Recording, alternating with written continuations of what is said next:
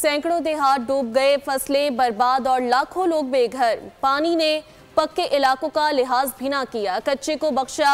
जुनूबी पंजाब और सिंध में सैलाब की तबाहकारियां जारी हैं। माहिरीन किसानों को बड़े मुआशी नुकसान का खदशा जाहिर कर रहे हैं। सिंध में सैलाबी सूरत हाल का जायजा लेने वजीर आला मुराद अली शाह आज मुतासरा मकाम का दौरा करेंगे।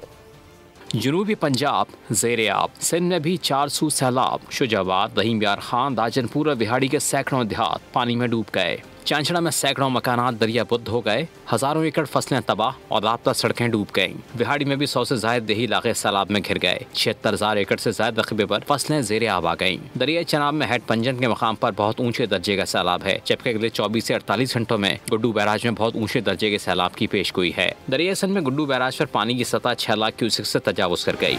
कच्चे के 50% से ज्यादा देहात का जमीन राब्ता खत्म हो गया। सैलाबी रेला सड़कें और रास्ते बहा ले गया। सक्खर के कच्चे के इलाकों से 14,000 से ज्यादा अफराद को रेस्क्यू कर लिया गया। सब्सक्राइब करें और बेल दबाएं ताकि कोई खबर रह न जाए।